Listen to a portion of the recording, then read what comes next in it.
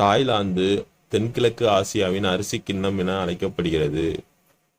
தென்கிழக்கு ஆசியாவின் அரிசி கிண்ணம் எதுன்னு கேட்பாங்க, தாய்லாந்து. அடுத்து, பனாவ் படிக்கட்டு முறை நெல் விவசாயம். இப் கவுஸ் என்ற பிலிப்பைன்ஸ் மக்களால் 2000 ஆண்டுகளுக்கு முன் இது உருவாக்கப்பட்டதாகும்.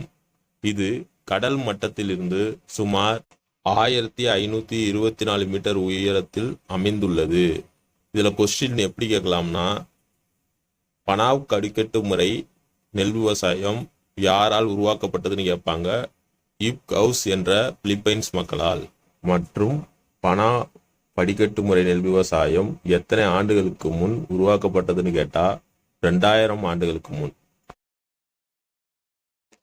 அங்கோர் வாட் இது ஒரு கோயிலாகும், இதை பத்தி பார்ப்போம். இது உலக பாரம்பரிய தலமாகும்.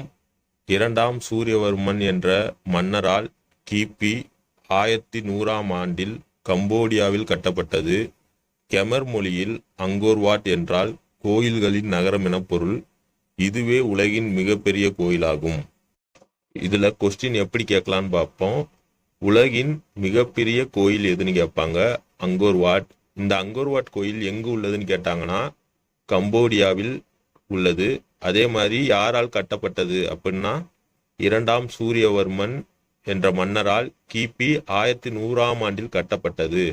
அதே மாதிரி கெமர் மொழியில் அங்கோர் வாட் என்றால் என்னன்னு கேட்டா கோயில்களின் நகரம்.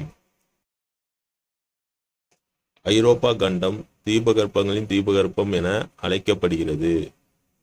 இதுல தீபகற்பங்களின் தீபகற்பம் எதுன்னு கேட்பாங்க, ஐரோப்பா கண்டம். அடுத்து ஐரோப்பிய ஒன்றியம் பற்றி பார்ப்போம். ஐரோப்பிய ஒன்றியம் என்பது 28 உறுப்பு நாடுகளின் பொருளாதார மற்றும் அரசியல் நலனுக்காக உருவாக்கப்பட்ட ஒரு குழுமமாகும். இது தனக்கென ஒரு தனி கொடியையும் பொதுவான நாணய மதிப்பும் கொண்டது. இதுல கொஸ்டின் எப்படி கேட்கலாம்னா, ஐரோப்பிய ஒன்றியத்தில் எத்தனை உறுப்பு நாடுகள் சேர்ந்த ஒரு குழுவாக செயல்படுதுன்னு கேட்டாங்கன்னா 28 உறுப்பு நாடுகள். மற்றும் இதனுடைய நாணய மதிப்பு என்னன்னு கேட்டாங்கன்னா யூரோ. நெதர்லாந்தில் சுமார் 25% நிலப்பரப்பு கடல் மட்டத்திற்கு கீழாக காணப்படுகின்றது. எனவே டைக் எனப்படும் பெருஞ்சுவர்களை எழுப்பியுள்ளனர். இந்த டைக்குகளினால் கடலிலிருந்து நிலத்தை மீட்டெடுத்துள்ளனர். கடலிலிருந்து மீட்டெடுக்கப்பட்ட இந்நிலங்கள் போல்டர்கள் என அழைக்கப்படுகின்றன. இதுல முக்கியமான கொஸ்டின் பார்த்தா, நெதர்லாந்தில் எத்தனை சதவீத நிலப்பரப்பு கடல் மட்டத்துக்கு கீழாக உள்ளதுன்னு கேட்டாங்கன்னா 25%. மற்றும் டைக் என்றால் என்னன்னு கேட்பாங்க, பெருஞ்சுவர்கள்.